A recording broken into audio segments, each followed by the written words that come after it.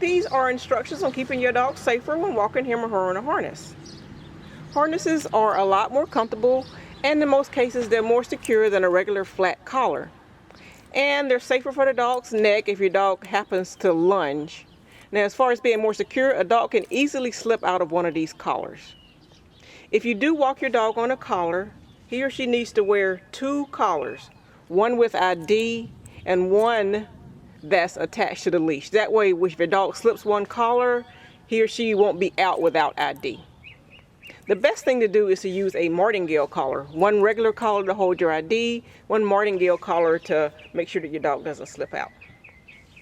But I prefer harnesses because they're safer for the dog's neck and they're much more comfortable for the dog. Some harnesses are safer than others. If you use one of the harnesses that goes across the chest,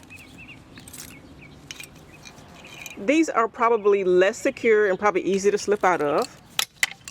The H-type harness like the dog is wearing here is probably safer and more secure, but a determined strong dog can get out of one of these, especially if it's not sized correctly. I've seen dogs actually put their front paws out, lunge back, and slip right out of one of these. So what you want to do is attach a harness to a collar. You want to attach it in such a way as the collar can be a backup, but you don't want the dog pulling against the collar and hurting his or her neck. Now, whether you use a harness or a collar, I think all dogs should wear martingales because they tighten when the dog pulls, but they don't continue tightening like a choke chain or a slip leash. So they're much safer than a regular collar because it's harder to slip out of one, and they're much safer than a choke chain or a slip leash because if you size them correctly, then the dog won't choke themselves, or at least not as bad as they would with a choke chain. This martingale is a little different as you can clip it apart and clip it together. Most martingales have to be slipped over the head, and because even though martingales are safer than choke chains, because they tighten, they should only be used when you're walking your dog. Your dog shouldn't wear a martingale all the time. They should have a regular collar with ID and a martingale for walking. So what you do is you put the martingale on the dog. You take one of these couplers. This is a coupler that's made for walking 2 small dogs. Has a loop in the middle and a latch on both ends, or a clip on both ends. And you could size the coupler using the adjustments here, or even tie knots in mine to make it a little smaller if you have a smaller dog. And you attach one clip of the coupler to the martingale, and you attach this part with your leash clip to the D-ring of the harness, and then you attach this part to the actual leash, so you have triple protection.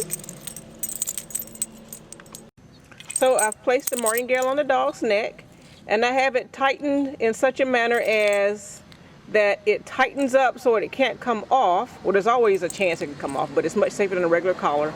But it doesn't tighten so much that it chokes. So you can see if the dog lunges, it tightens up. So now to the ring on the martingale, I'm going to attach the clip from the coupler.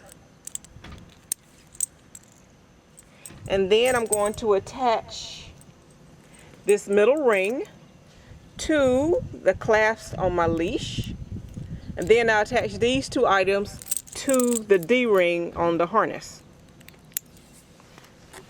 So now you have double protection here, and the dog is still comfortable because if the dog pulls, the pressure is on the harness, not the martingale.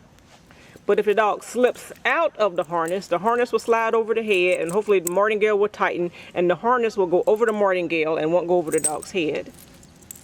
Now for triple protection, I still have this end dangling here, the other end of the coupler, and I'm going to attach that to this part of the clasp on the leash.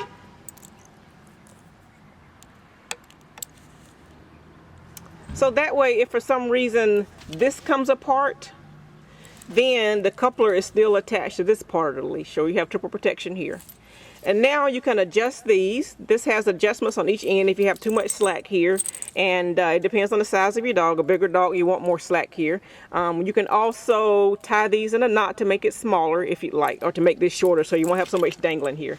Because if you have too much dangling when your dog starts walking, then his foot could get caught up in these. Okay, I have a dog or a stuffed dog whose legs have come out of the harness. Let's pretend that he's slipping out of the harness and that he knows how to jerk back. Let's see what happens with the martingale when he slips out of the harness. The harness goes over the head, and as you can see, the martingale is still on, and this gives the parent time to kind of pull up on the martingale to keep him from escaping from that.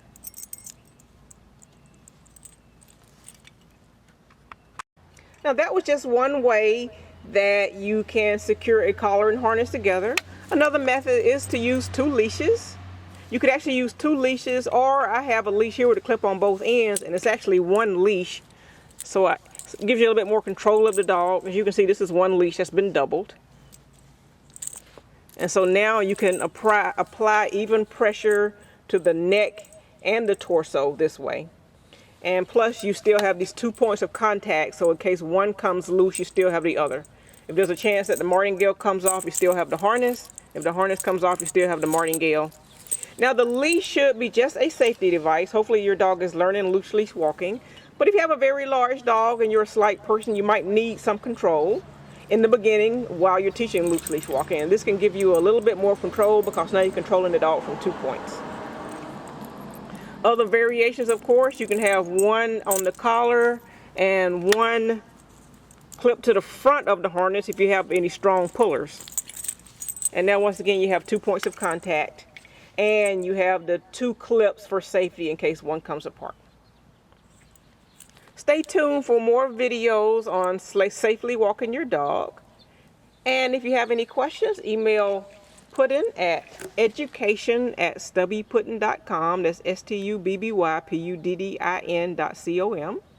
Check out Puddin's blog at stubbypuddin.com or go to sapaws.com and look for Puddin's training tips. Also find us on Facebook, Stubby Puddin. Thank you.